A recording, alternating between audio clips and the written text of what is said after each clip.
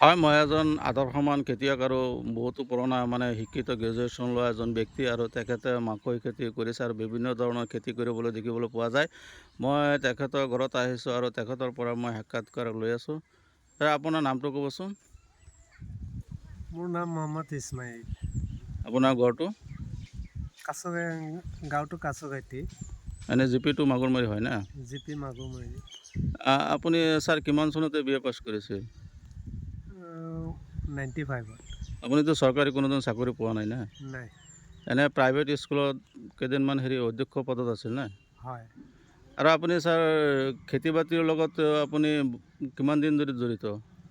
মই যেতিয়া matric pass কৰিছিলোঁ তেতিয়াৰ পৰাই মই ধৰি লওক 90ৰ পৰাই মই খেতি বাতিৰ লগত জড়িত, দেউতাকৰ লগত। ছাৰ আপুনি আৰু এটা কথা জানো যে আপোনাৰ দেউতাকো বহুত পুৰণা এজন শিক্ষিত মানুহ আছিল।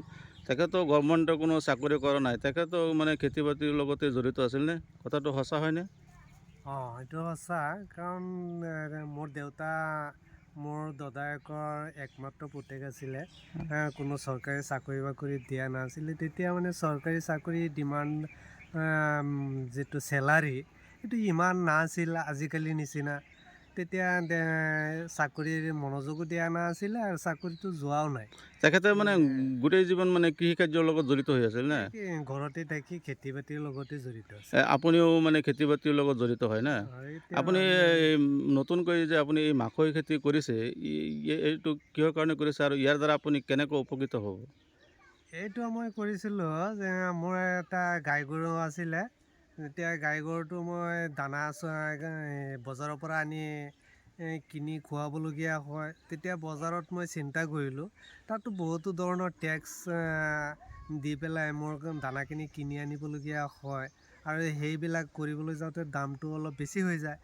যে মই নিজে কৰি লওঁ, তেতিয়াহ'লে টেক্সৰ পৰা মই বাচি যাম আৰু মোৰ উৎপাদনটো বাঢ়ি আহিব, মোৰ খৰচাটোও কমি যাব। ইয়াৰ দ্বাৰাতে আপুনি নিজৰ পোহনীয়া গাই গৰুৰ আপোনাৰ দানাৰ ব্যৱস্থা কৰিব না? হয়, হয়। বহুতখিনি পইচা আপোনাৰ ৰেহাই হ'ব না? ৰেহাই পাম। আৰু আপোনাৰ এইটোৰ দ্বাৰাতো আপোনাৰ মাছৰ পোনাকো আপুনি খাদ্য প্ৰস্তুত কৰিব পাৰে। মাছৰ পোনা, মাছক আমি দিব পাৰোঁ।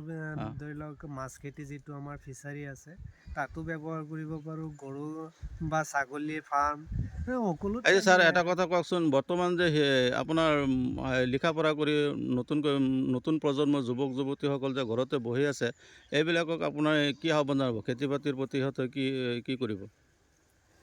এইটো তেওঁলোকে যদি আমাৰ লগত আহে, খেতি বাতি কৰিবলৈ ইচ্ছা আগ্ৰহী হয়, তেতিয়া খেতি বাতি কৰিও প্ৰত্যেকে যে নিজৰ পৰিয়াল বা জীৱিকা অৰ্জন কৰিব পাৰে। অকল চাকৰিতে যে লাভ আছে সেইটো নহয়, নিজৰ চেষ্টাটোৱে হ'ল আচল কথা। অকলে খালি চাকৰিৰ পিছত দৌৰা দৌৰি নকৰি খেতি বাতি কৰিও স্বাৱলম্বী হ'ব পাৰে না? হয়। হয়, ঠিক আছে, ধন্যবাদ।